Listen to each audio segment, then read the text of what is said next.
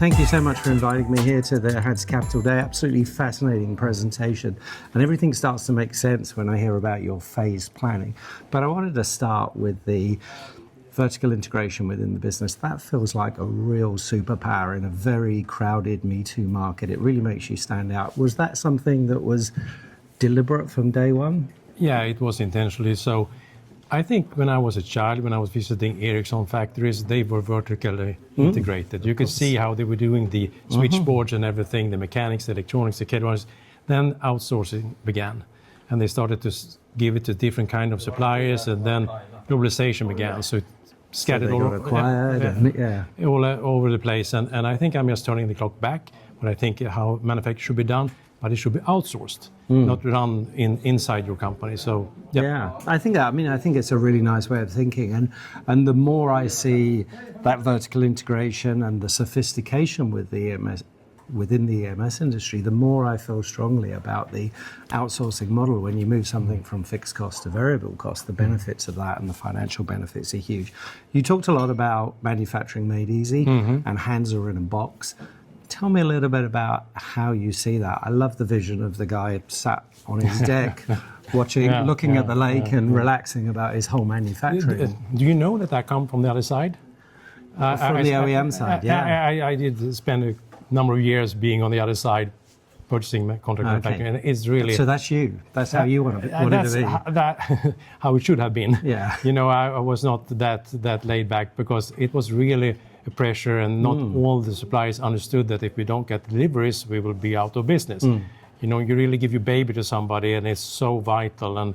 And that was the origin of going into manufacturing, trying to do something which I would like to buy myself. Yeah, it makes perfect sense. And as I mentioned at the very offset, the idea of these phases, these 3-year phases, they really fascinate me. And you seem to have, I don't know, how many are you into? Is this the 7th phase or the 6th phase maybe?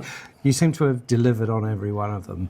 The last one was balance. Acquisition played a very important role in that. Speak to me a little bit about what you were trying to achieve there and how you feel about how you ended that 3-year period. So as an engineer, I love coordinate systems, don't you? Absolutely. Yep. And then you can move in 3 directions. So these are the directions we have been moving since we started Hanza.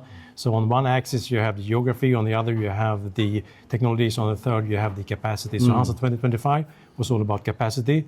Now the new phase 28 is about adding technologies. The point of origin is the same, increase customer value, but in different directions. Yeah. So it's those 3 axes of geography, capability, and capacity that you're working on.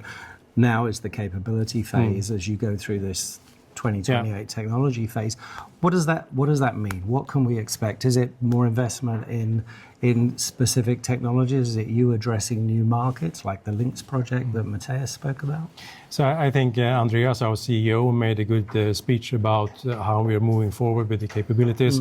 So the idea is not to have every cluster having all technologies. You can also have a backbone of some of the technologies, but we do need to expand technologies in order to do what we do best, consolidate supply chains. So we are not just selling manufacturing, as you know, we are selling a consolidated supply chain. In order to do that, we need to have a set of technologies. We have a good set now, but it could be expanded. Yeah, and you do that by voice of customer. You absolutely listen to the customer. I think Mitsubishi is the most beautiful example of both Hanza in a box, both manufacturing made easy, and what you're talking about for the next 3 years. Listen to the customer and invest in technology.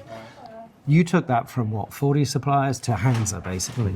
Yeah, and that's a good thing. I don't have an opinion how to create Hanza. It comes from our customers. So we are listening to our customers, trying to see what kind of technologies they need, where we should be, geographies, and also capabilities. Yeah, and I think that focus on voice of customer, that's something. When you were the customer, you had that voice. Maybe not enough people listened to you. When you were a child, you had that vision, and hopefully that's coming true. Erik, thanks so much for your time. Thanks for talking to me. Thank you.